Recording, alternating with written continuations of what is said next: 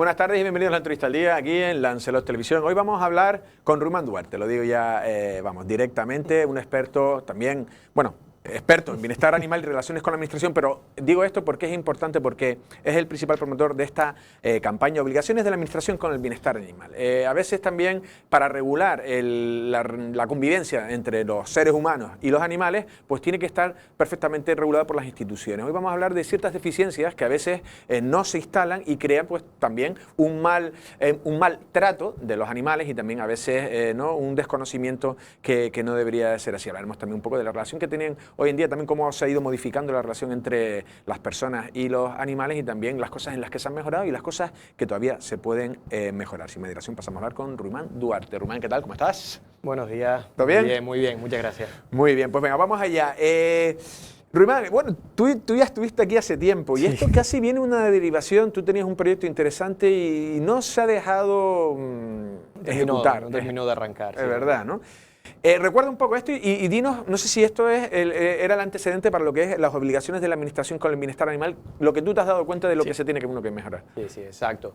Esta campaña, Obligaciones de la Administración con el Bienestar Animal, digamos lo que viene viene provocada porque hace ya unos 7 o 8 años comenzamos un proyecto encaminado a educar a la ciudadanía sobre el bienestar animal. Un proyecto, se hizo un proyecto ciudadano, fue muy aceptado, la administración la intentó arrancar, pero al final, en el último momento, quedó ahí y fue una pena. Y al fin y al cabo ese proyecto lo que venía a comentar o lo que venía a intentar promover es que las administraciones comenzaran a actuar en base a sus obligaciones, tanto el tema de acogida de animales, control de colonias felinas, un poco todo. Visto que eso no terminó de despegar, pues estos años hemos continuado formándonos, y ahora consideramos que era la oportunidad en esta pre-campaña electoral que los políticos, digamos, que nos hacen un poquito más de caso para iniciar una campaña a nivel regional sobre las obligaciones las obligaciones legales que tienen las administraciones con el bienestar animal. Y de eso va a cursar esta campaña. Esa campaña no solo es informativa, con charlas por en todas las islas, sino que va acompañada de unos formularios en el que cualquier ciudadano que considere que su ayuntamiento no cumple con las obligaciones de acogida, de recogida de animales, incluso con la inexistencia de parques caninos, que está reflejado incluso en la ley, oye, que puedes sacar a tu animal a pasear y demás. Pues, ¿Y en qué está obligado en parques caninos? ¿Cada cierto espacio, claro, cada municipio tiene que tener...? En las competencias municipales, la ley de protección animal, digamos que mandata y obliga a los ayuntamientos a crear lugares de esparcimiento para los animales, lo pone en la propia ley. ¿Y lo cumplen los municipios? Ninguno. Ahora mismo el Ayuntamiento de Arrecife tiene uno en una condición muy precaria, con un total de mantenimiento nulo, en muy malas circunstancias. Sí, aquí en la Punta del Camello, ¿no? Exacto. Y hay otro que está en muy buen estado, que es muy bien mantenido, que es el Ayuntamiento de Yaiza. El resto no tiene ninguno. Arrecife era para tener, por ejemplo, 4 o 5 parques de perros, por lo menos, por la población que tiene, que tenemos más de 60.000 habitantes en el municipio de Arrecife. Pues tiene uno y además fatal. Pues eso es una de las cosas que la gente a veces desconoce también, y desconocemos todos, si no leemos la letra pequeña de las leyes, que de eso consiste esta campaña, pues se nos pasan estas cosas, pero sobre todo yendo a lo prioritario, pues sí tienen que hacer mucho más hincapié pues, en el control de colonias felinas. Esos son animales abandonados que son competencias de los ayuntamientos. Pero antes, perdona, así vamos metiendo cosas. Claro. Pero da la sensación de que cuando tú y yo éramos más jóvenes, había más gatos o más animales abandonados, puede ser. Sí. Y luego había más mataperros y matagatos. Había más, porque se maltrataba ahí a los Todos tenemos recuerdos de situaciones en bidones, de amigos haciendo la gracia. Tiraban en un saco a un animal. Barbaridades, auténticas barbaridades, y por suerte volvemos una vez más. La sociedad se ha ido adelantando a la administración. Y ya eso que antiguamente estaba socialmente aceptado, ahora es totalmente denunciado y enseguida todos tenemos un smartphone, sacamos un vídeo, denunciamos y además se nos ha quitado al ciudadano el miedo a denunciar, a dar un paso más. Y por eso esta campaña está teniendo tanto éxito, porque la gente dice, pues sí, yo relleno esto porque mi ayuntamiento no está acogiendo a los animales. O el tema del listado, el registro y control de los perros de casa, que son competencia de los cabildos. ¿Qué dice? ¿Eso lo tienen que hacer los cabildos? Pues yo quiero que mi cabildo lo lleve a cabo. Entonces, se ha quitado ese miedo porque ya, digamos, hay un rechazo social a la inacción, a ir por la calle y ver un perro abandonado y no inmutarte. Entonces ya nos duele. Y como nos duele a nosotros, le estamos ya exigiendo a la administración, oye, cumple. Y de eso cursa esta campaña, de recordar tanto a ciudadanos como a políticos cuáles son sus obligaciones y que ya no, digamos, ya no vale seguir mirando para otro lado o poniendo excusas. Hay ayuntamientos, oye, no tengo recursos, el técnico no me firma. No, ya no vale ninguna excusa, porque para entendernos muy rápidamente y para hacerlo más entretenido, si un ayuntamiento en sus competencias municipales, que son la mayoría en el tema de bienestar animal, las tienen los ayuntamientos, no llega, no tiene capacidad de gestión porque tiene un área sin personal o porque tiene un técnico que no lo ve, ese concejal o el alcalde de turno le pide por escrito al Cabildo de Lanzarote asistencia y que le supla esas funciones. Está reflejado en la ley de Cabildo. O sea, si usted no puede decir, no puedo hacer otra cosa. No. Acuda a su entidad supramunicipal, en este caso al Cabildo, y le dice al Cabildo, oye, Aría, por ejemplo, Aría, uno de esos municipios que tiene algo totalmente anómalo, que es que no tiene un centro de protección animal. O sea, no tiene perrera. Aría, igual que Tías. Un ayuntamiento como el de Tías no tiene perrera propia. Tiene delegado o tiene concertado el rescate de animales con una empresa privada. Eso en pleno siglo XXI no es concebible porque... ¿Pero es legal o...? La ley es ambigua porque... ¿no? Claro, lo que dice la ley es que cumplas con esos requisitos, pero un ayuntamiento que se considere en pleno siglo XXI sensible con los animales ya no solo tiene una perrera o un centro de protección animal para acoger animales, sino para realizar algo que es una de las cosas que también carecen todas las administraciones, que es divulgar en los más pequeños, en pequeños y grandes, la empatía por los animales, hacer excursiones, que tú vayas a un centro de protección animal y veas los animales que están recogidos allí, que te hagan una charla teórico-práctica con esos animales, sus necesidades. Entonces, hay que trabajar mucho en lo que siempre hablamos, la educación, ¿no? La educación, la empatía por los animales. Y difícilmente puedes hacer eso si directamente no tienes un centro de protección animal. Claro. O sea, digamos que los ayuntamientos llevan muchos años, desde el 91 que están todas esas atribuciones legales, pasando de puntillas para cumplir los servicios mínimos. Como mucho, coger un perro, ponerlo en la perrera. Ahora se está empezando ya a hacer algo más de difusión, en las redes sociales están teniendo plataformas. Por ejemplo, el Centro de Protección de Animales de Arrecife ha dado un vuelco brutal de la mala imagen y cómo se trataban los animales hace no muchos años. Lo han externalizado, creó cierta polémica, porque claro, todo lo que viene de fuera, pues cómo lo van a tratar, y todas las referencias que tenemos son buenísimas. Sí. Calidad a nivel personal, cómo tratan los animales, cómo tratan el servicio, cómo cumplen, llamas y en 10 minutos viene una persona. Entonces, los niveles, porque te iba a preguntar por el Cabildo, pero pregunto por las perreras municipales, sí, y después después por el Cabildo, que también creo que has criticado. Las perreras municipales, me estás diciendo que Arrecife bien, en líneas generales, mejorables en algún aspecto. Sí, ¿qué deberían mejorar los ayuntamientos sobre sus perreras? Sí, muy mejorable, quitando, digamos, esto a Arrecife, que ha dado ese vuelco. Entonces, también es verdad que de la situación que teníamos, muy malo tenían que hacer los que viniesen para ser peor. O sea, así nos explicamos, o sea, cualquier cosa era mejor. Pero sí, la verdad que están trabajando bastante bien.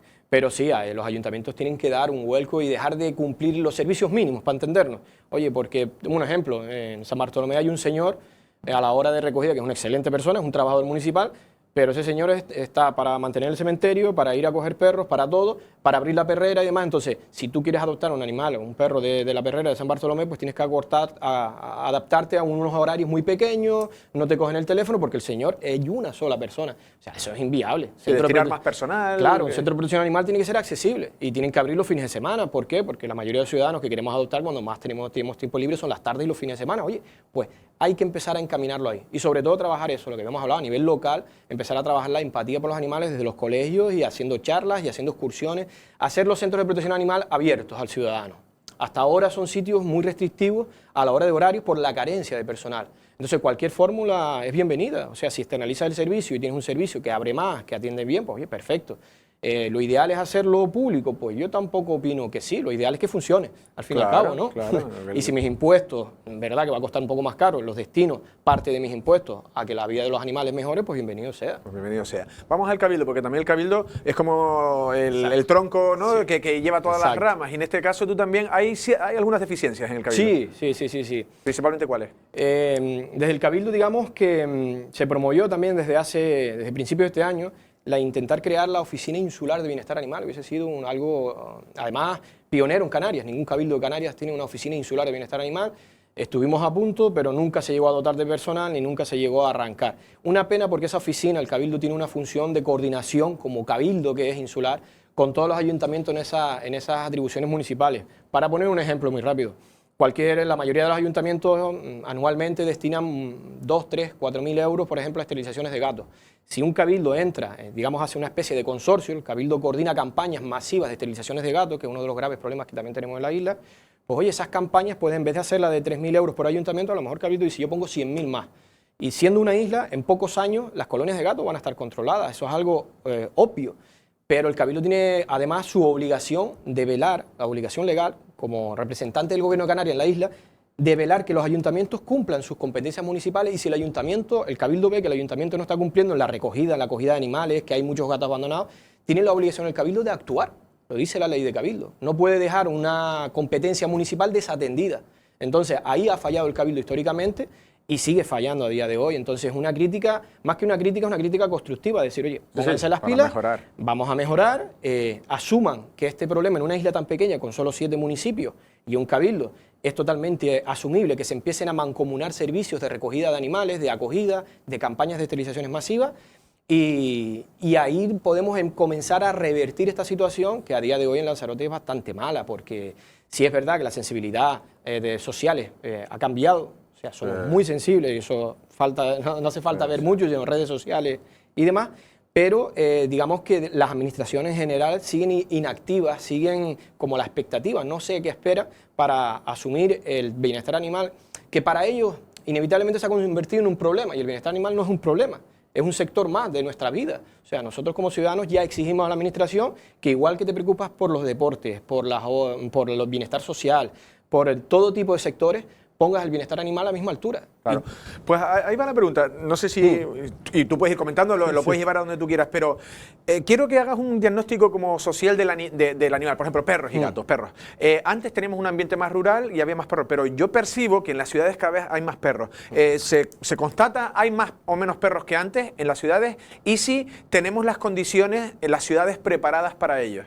Claro, a colación de lo que estábamos hablando antes, sí es verdad, ha habido un cambio, digamos, una evolución en el tema de qué animales y cuántos animales teníamos. Antes era, digamos, y es verdad, nosotros lo recordamos, no todo el mundo tenía perros, y ahora prácticamente en cualquier vecindario de 10 pisos, 8 tienen un animal de compañía excelente. Exacto. Con los niños es muy bien, pero claro, tienen que ir a pisos, luego no sé si son los perros adecuados. Claro, de ahí viene una de las críticas también, que por ejemplo una capital o cualquier municipio tiene que empezar a detectar eso y empezar a fomentar esto, lo que estábamos hablando, los parques de esparcimiento animal. O sea, no es viable que Arrecife, por este caso, bueno, ponemos Arrecife porque es la capital y tiene más habitantes, tenga un solo parque canino, pero bueno, todo se revertirá. Pero sí, la administración tiene que empezar a entender y de manera activa. Por eso es importante que las oficinas de bienestar animal de todos los ayuntamientos y la del Cabildo, si lo hubiere, trabajaran de manera conjunta a la hora de fomentar y siempre pensar en un futuro a corto o medio plazo, porque al fin y al cabo que tú tengas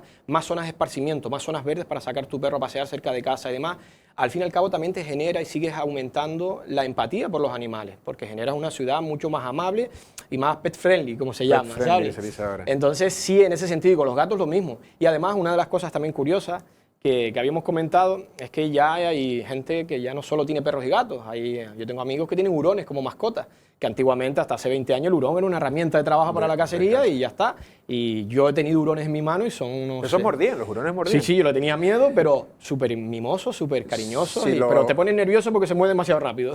Sí. Pero sí es curioso cómo ha ido cambiando, al igual que aves, hay gente que tiene pues los agapornis, que ahora están en la lista CITES, ahora ya está prohibido comercializado, pero los pequeños loritos de todos los agapornis también muchísima gente. Pero eso te quería preguntar, por ejemplo, en el charco, y he visto aquí, por ejemplo, aquí en la zona de la rotonda del Arrecife Gran, hay unas palmeras grandes al lado de la Heineken, por decirlo de una manera, que ya no se llama ni la Heineken. Y el otro día empezaban a piar, o como se llame, y digo, coño, hay loros aquí, que no serán loros, que serán o cacatúas. Sí, son unas cotorras. Unas cotorras. ¿Eso se considera una ave invasora? ¿Esa ave la teníamos? No. Esa parte no la controlo yo tanto, es un tema más medioambiental, pero sí por hablarlo con gente del sector. Las cotorras de Cramel, digamos que comenzaron con algunas nidificaciones en Puerto del Carmen hace ya muchos años. Por la zona del Dolomite y por allí había unas palmeras con muy poquitos, y a día de hoy ya se habla, se tiene constatado que en Costa Teguise hay unas grandes colonias, aquí en Arrecife y demás, y son especies invasoras, igual que era la garza común, la garza boyera, son una invasora, pero llega un momento que a nivel del ecologismo medioambiental, yo no lo sé porque es un área que desconozco, tú estás mal. ¿En qué momento pasa de ser invasora a ser autóctona? O sea, porque ya lleva un momento porque hay una normativa también con las especies invasoras que se habla, la normativa legal, que hay que erradicarla, por lo menos erradicarla, que suena muy mal, pero que pueden romper el ecosistema autóctono de la isla. O sea, esas cotorras se alimentan de alimentos que necesitan aves que sí son autóctonas de aquí y son depredadoras algunas. O sea, hay un problema bastante... Y en ese sentido también, la verdad que la administración peca mucho en general de estar constantemente pensando qué hago, ideando proyectos y no actuando. Entonces llega un momento que mientras te los estás pensando, si tardas mucho, pues esas cotorras no dejan de tener más crías y más pajaritos, y cuando ya te das cuenta que quieres actuar, el problema es muy, muy grande. Y es uno de los, digamos, de los hándicaps que hemos tenido aquí, que se trabaja demasiado en los despachos. Y lo que venimos a decir también en esta historia, en esta campaña, es vamos a actuar. Mientras se sigue pensando lo que se va a hacer, pero vamos a actuar a reducir la cantidad de gatos abandonados, que es gravísima. Es gravísimo. ¿Sí? Es gravísimo. O sea, a nivel... Sí, gatos sí, yo creo que sí. Y Pero claro, igual ya no se ven tantos, pero gatos los sí. gatos sí, y además está socialmente normalizado, es algo curioso. Sí, o sea, tú en ves los contenedores, tú ves un perro abandonado y enseguida llamas a la policía, sí, además. sí. Ves 3 gatos y sigues con tu vida de manera porque lo ves normalizado. Y el problema que tiene Lanzarote es que es una isla reserva de la biosfera, con una cantidad inmensa de fauna en peligro de extinción, fauna protegida, y que esos gatos no dejan de ser depredadores. Y la línea que marca los gatos urbanos, ¿no? Los que vemos por Puerto del Carmen, que son mansitos, que las das de comer, o aquí en Arrecife, la línea que divide esos gatos urbanos, de los que le llaman algunos gatos ferales o cimarrones y demás, que son los gatos que se crían ya en entornos rurales, en Lanzarote es imperceptible. Porque en qué momento, por ejemplo, en Tías, el casco de Tías son gatos urbanos y ese gato camina un poco, tiene crías fuera en el campo, y esos gatos que se crían ahí ya se hacen salvajes. Entonces, esos son depredadores, no dejan de ser depredadores. Hay un problema, y que yo no he parado de pedirle al Cabildo, de suplicarle que actúe, y siempre la respuesta es tenemos que ver, porque claro, el método SER, que es el método más aceptado por todos los colegios veterinarios de España, que es la captura, la esterilización y el retorno, digamos que cuando se hacen en entornos urbanos no hay problema, porque esos gatos, digamos, siguen ahí, pero, digamos, no tiene mucha lógica, y es un debate que es bastante sensible, que tú captures un gato de un entorno natural, el que está depredando, por ejemplo, pollos de pardela o de abutardas y demás.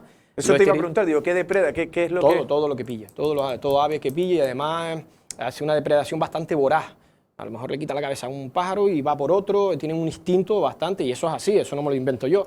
Y al igual que queremos una solución, porque hay 20.000 propuestas, pero la captura y la esterilización hay que hacerla. Y si se puede retornar al entorno, estamos hablando de que un gato en entorno salvaje, en el medio, no tiene una esperanza de vida superior a 4 o 5 años. Con lo cual, digamos que es lo, digamos, éticamente aceptable. O sea, no sacrifiques a ese gato, esterilízalo, ponle las vacunas que tenga que poner, lo devuelves al entorno y vale. ¿Qué pasa? Que hay ese problema, y es real. ¿Qué pasa cuando lo tienes que devolver a un entorno natural que sabes que va a seguir matando esos 3 años que le queda? Pues eso no es viable, vale, lo aceptamos. ¿Pero qué hacemos? Pensarlo, no, hay que actuar, hay que hacer gateras insulares, pues a lo mejor es una solución, pero no podemos seguir esperando, porque un gato tiene 3 o 4 celos al año y una gata puede tener 10 o 12 gatitos por año. Entonces el problema es exponencial, claro, y se nos está yendo de las manos. Si comenzamos a hacer campañas de esterilizaciones masivas, potentes, de 100, 200.000 euros por año, en 3 o 4 años el problema va a ser menor, con lo cual a la hora de actuar en entornos naturales va a ser menos duro. Y a la hora de tener, pues eso, albergues, digamos, gateras insulares, que la isla no tiene gateras insulares. Ese es otro de los grandes problemas. Tiene perrera, pero si te pones a pensar... ¿Las protectoras algunas tienen...? Sí, la protectora Sara es la única que tiene, digamos, una en condiciones, pero no hay una sola gatera, con el grave problema que tenemos los gatos, no hay una sola gatera pública en ningún... En toda Lanzarote. Estamos llegando ya al final. Sí. La gente que quiera, no sé, pues meterse y también comprometerse, entiendo yo. No sé si esto es una campaña, no sé si pueden ayudar, meterse, o en este sentido, ¿por dónde van a ir los tiros de la campaña? Sí, la campaña, al fin y al cabo, lo que solicitamos a la ciudadanía es que participe, que entre en los perfiles de Facebook, de Instagram que tenemos, que obligaciones de la administración con el bienestar animal, le den un me gusta, cuanto más seamos mejor. Ahí estamos subiendo información continua, siempre relacionada con todo el bienestar animal, ya sean las modificaciones que hay ahora con el tema de la nueva ley de protección animal, las reformas del Código Penal, etcétera, y entren ahí, participen, y además la mejor manera de participar es lo que hemos hablado, estos formularios, es muy sencillo, están ya complementados, leerlos, y si están conformes, pues rellenarlos y presentarlos en su ayuntamiento o en su cabildo si consideran que no está cumpliendo con las diferentes atribuciones sobre bienestar animal, ya sea con el registro y control de perros de caza, ya sea con las competencias directas de los ayuntamientos o con la ayuda que debe prestar los cabildos a los ayuntamientos, que es algo que también hacemos hincapié en esta campaña. Esta campaña va a ser, digamos, me he puesto como límite, porque no creo que pueda aguantar más, porque desgasta mucho, hasta, digamos, las elecciones de mayo, para que durante este tiempo ir informando no solo a ciudadanos, sino ir a los partidos políticos para que esos políticos del futuro que vayan a ir a las listas y que vayan a coger en un futuro atribuciones en las concejalías, sepan antes de entrar cuáles son sus obligaciones, porque uno de los handicaps, de los grandes problemas que tenemos es eso, es el desconocimiento por parte de las administraciones, de los políticos y de algunos técnicos de qué obligaciones tiene y sobre todo cómo afrontarlas. Y saber que el concejal de turno, que si él no puede, siempre va a tener un cabildo que le va a ayudar. Y el cabildo, tenemos un cabildo con un músculo financiero, con personal y con logística para actuar en esta y otras competencias municipales si los ayuntamientos no pueden, pero digamos que el bienestar animal no puede esperar más, ya toca actuar. Ya toca actuar, ¿no? Bueno, pues esperemos que con esta campaña se siga también la gente poniéndose las pilas, que se dice. Ruimán, como siempre, ha sido un verdadero placer. Muchísimas gracias. Igualmente. Gracias. Bueno, ya escucharon a Ruimán Duarte, en este caso hablando de las obligaciones de la administración con el bienestar animal. Lo ha dicho, aquí estoy viendo en Facebook, en Instagram, ponen esas palabras y le dan me gusta y ya las pueden seguir más detalladamente, ¿no? Ya habíamos hablado con Ruimán, siempre es un hombre sensible con todo este tema de los animales y un hombre también sensato, porque también a veces también el tema de los animales hay que tratarlo también con sensatez. Y la verdad que, ¿quiénes son los que tienen que regular? Pues las instituciones. Habla de un cabildo como eje central y todos los ayuntamientos. Ayuntamientos que no tienen perreras, otros que no tienen gateras, en fin, cuestiones que se pueden mejorar y me imagino que muchas veces no necesita una gran inversión, simplemente un poco de interés. Por eso él ha acabado diciendo que tiene de límite hasta las elecciones. A ver si quien se presente y quien sepa quién va a tener tenencia de animales o cualquiera de estas áreas, pues que también tenga conocimiento y que se haga lo mejor posible. Nosotros sin más nos despedimos. Pasen una feliz tarde.